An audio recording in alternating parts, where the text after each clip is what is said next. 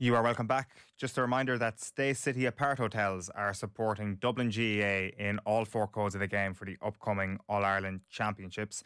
And as part of this, I'm delighted to welcome Dublin's Orlagh Nolan to the show. Orlagh, how are you doing? Good, thanks. How are you? Very well. This time of the season, as a footballer, we talk a lot to the men about how they've got to weirdly taper their season because they've got to come off the league campaign and then get themselves back up later after the provincials are over. It kind of feels in the women's game, it's a little bit more straightforward in that regard, that there's a shorter provincial championship straight into round robin, and all those teams in the provincial championships are generally of a very high standard. Is that how it feels in the camp?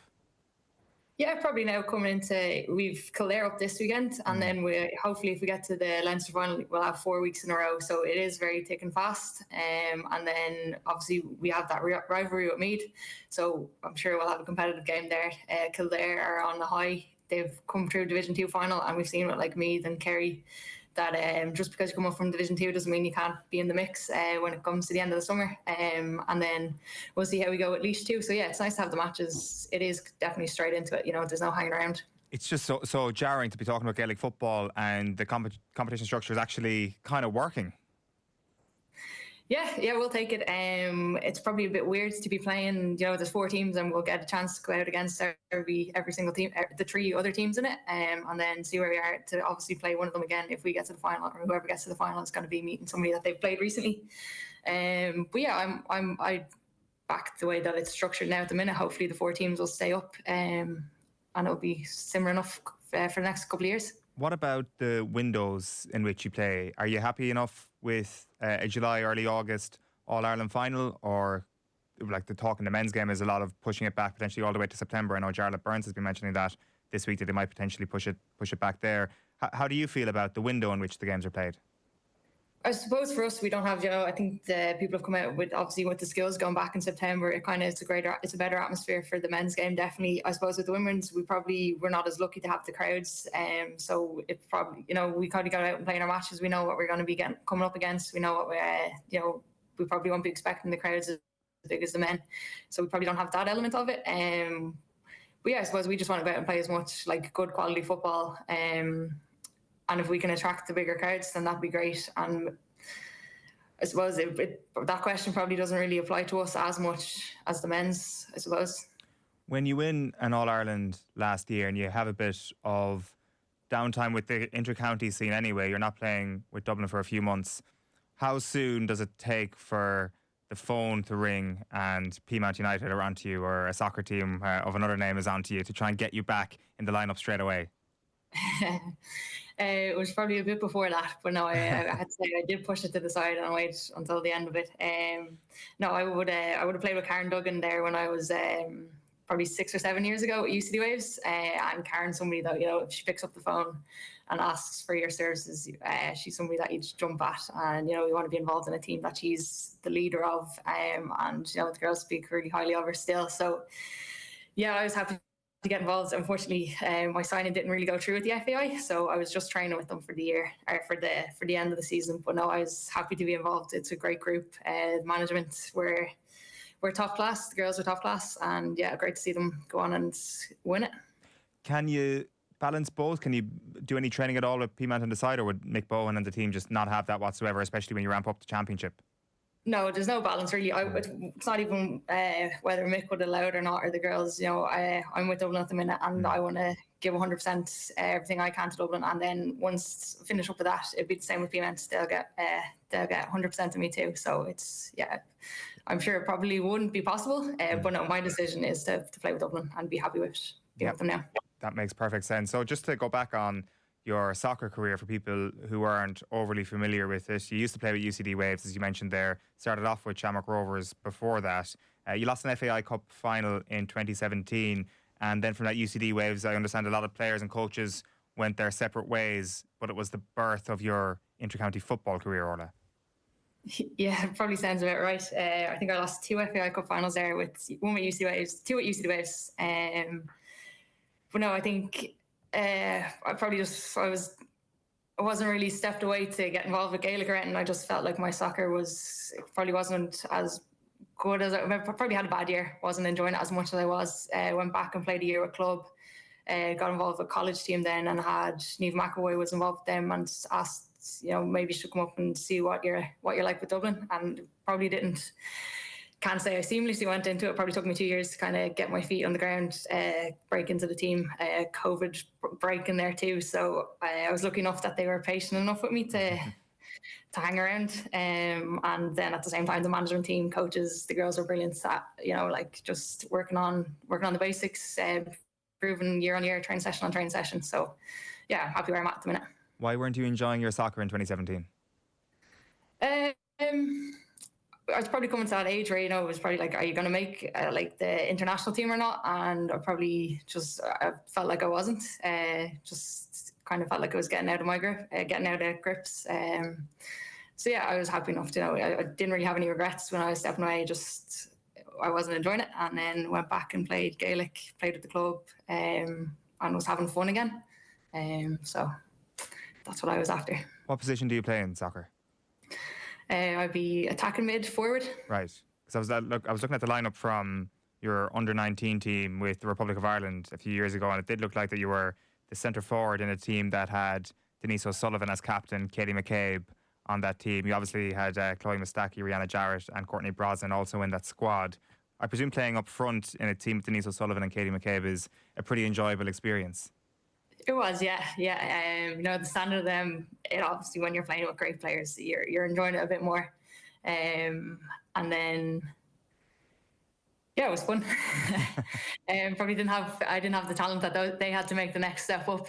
But no, it's brilliant to see those guys, all the girls going on, and getting moves over to England with good clubs, being able to play, make a living out of playing professionally, playing full time. So hopefully, that's the step that it's gone now since I've stopped playing, and hopefully that direction, the trajectory will keep going, and the girls will qualify for Euros, and yeah, we'll see, have a really good national team going forward. Did you recognise at that time the level of talent that Denise and Katie both had, that they would go on to be really top class, being one of them obviously nominated for a Ballon d'Or level? Is that the level that you realised they were at even at under-19s? Yeah, absolutely. It wasn't like they were they're probably better than any male player that I come across, skill wise, but also the two of them, they're so determined. They were going to make it happen for themselves, and even at that stage, there was no professional. I think Katie went over to Arsenal maybe a year or two later, and it was part time still, or else it wasn't the best standards to be playing if you were making full time out of that. But they had the determination to go and to make themselves as good as they are now. And they're not, I'd like to think I'm young enough and they're young enough still to keep getting better. So yeah, looking forward to seeing how they get on in the next few years, I'm sure. Absolutely. The story is very much in the early stages of being written. Yes. It's an interesting contrast, because it definitely seems that your team have brought women's football to new heights in this country, and yet there was obviously the professional opportunities that would have been there in soccer. So how do those two experiences differ, where you drop out of soccer after, as you described, your 2017 there? It seemed like you were maybe looking for something enjoyable at the start when it came to your Gaelic football, and I presume there was then a transition where the competitive person in you started to get attracted to that once again, and the high performance element of being involved with Dublin. So how do those two high performance setups differ, the Republic of Ireland under 19s and Mick Bohan's Dublin setup? It's probably hard to describe them as against each other. I think they're both environments where, I probably came through the under 19s, and there was a level of standards that you have to live up to. You have to have a routine of training, eating right, and all that sort of stuff. And then stepping away again, when you step away, you're like, okay, it's kind of hard to know what you're doing your day in, day out. So once that opportunity for Dublin came along, I think it was, okay, I've been through the standard, been through a kind of similar enough setup. So just this time around, going to grab it with two hands. The management team, players are brilliant at helping you know how you need to improve as a player. So when I went into the Dublin panel, then it was definitely about, okay, well, this is an opportunity again. I'm going to give everything I can for myself to make use of everything that's on offer here. So I'd say both similar enough, try to get good standards, people up to good standards, and, yeah. It's very interesting. It's also been a really cool story seeing your development as a Gaelic footballer over the past couple of seasons, or the changes. Like, I mean, you've won 2 All-Stars in 2 different positions. You've won one as a wing back and you won one last year in the centre forward position on the All-Star Team of the Year. When did that positional change happen for you? It's probably been happening since I went in, and probably still a little bit. Right. I went in as a wing forward, and I suppose just the standard of players that were in that position when I went in 2019. It was tough to break into it, so I think probably had a league campaign and maybe a bit of a championship to like see how you get on. What didn't work out for me, so I was lucky enough, instead of saying okay, that's the end of it, they tried me out in the backs, and probably found a little bit less pressure. You have, like, if you're in a position you need to score, you probably just go up, do a simple thing, hand pass it off to the person that's going to score for you. So that worked out really well. Just simplify the game, and then I think as you get your feet on the ground, you get the simple things right, and then eventually, like, you want to try stuff, or be in a position that's a bit more. Can you create something? So I'd say, if I was still asked to go back to play wing back, I'd like it too. But just being involved in the game, that's what you want to be. Right. Don't really mind what position you're in. So you're back at home in the forwards. You said the development in the position is still happening. Where do you think?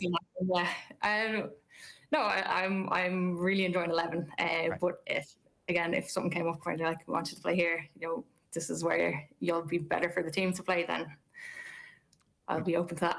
I'm sure taking penalties and scoring goals is a better outcome than passing the ball off from being a wing back. Well, you can still score a penalty as a wing back. It's true. One last thing I did want to ask you about, Orla, just before we wrap, is I saw in an interview a couple of years ago, you mentioned Angie McNally as your hero. And it's probably a sports person we don't know enough about or hear enough about in this country, to be fair. Like, she also was a hero in a couple of sports, from soccer to Gaelic football, but she also played basketball for Ireland, even played tennis at Flushing Meadows, from what I read this afternoon. You might just tell us a little bit about Angie before you wrap, Orla, because she's obviously someone from your locality. She was your hero, and the person that I guess maybe subconsciously you tried to emulate.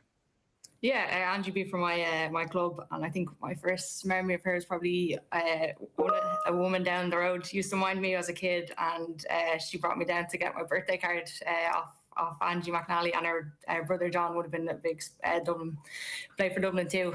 So I think just straight away, when you see somebody that's like, I'd be multi-sports too, I'd like to say.